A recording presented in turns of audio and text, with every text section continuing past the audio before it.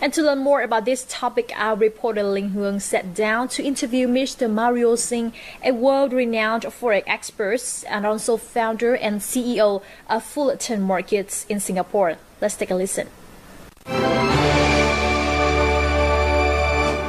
Well, thank you very much for spending your time with us in our show today. So first of all, the yuan has recently been included in IMF's special drawing rights of the SDR basket, which are made up of such major currencies as the dollar, the euro, the pound, and the yen. How does this affect the Vietnamese dong?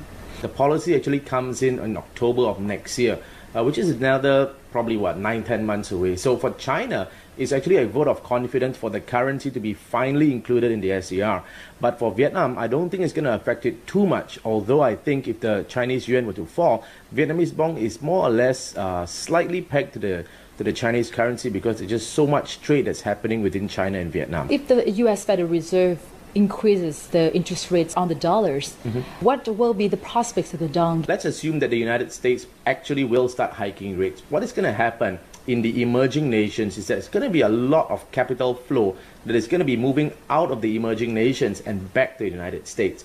Now, granted, the US is a country that has very low interest rates, but the thing about the whole world, about capital flows of money, is that people like to see safety. And the US is still considered a AAA rated currency, although it has one of the world's biggest trade deficits. So when money flows back to the United States, the cause and effect would be that many of the emerging nations will now start to weaken.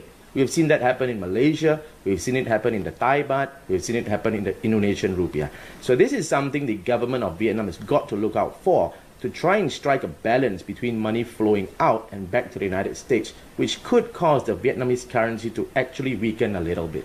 2016 is predicted to be a year full of volatility. What do you think the State Bank of Vietnam should do in terms of exchange rate policy? I think that's one thing that the government is doing well, is to actually have a gradual weakening of the exchange rate. So what that means is that rather than having the dong, for this year in fact, the dong actually weakened about just slightly above 5% to the US dollar. For next year, my suggestion would be to actually have a slightly more gradual weakening. Now that is going to help both the exporters and the importers. Many people think it's just going to help only the exporters, but the good thing with the gradual weakening of the Vietnamese dong with the US dollar, it will also help the importers, especially at a time like now when global inflation is low. So that will help the internal economy of Vietnam. What other monetary tools can the State Bank of Vietnam apply in order to stabilize the macro economy? Well, that's a great question. So let's look at the actual economy of Vietnam right now. The SBV, the State Bank of Vietnam, they're actually projecting that there might be a small deficit in trade for the entire year of 2015. For all this while, Vietnam has actually been having a surplus, but for the end of 2015, there might be a small deficit, about say $4 billion.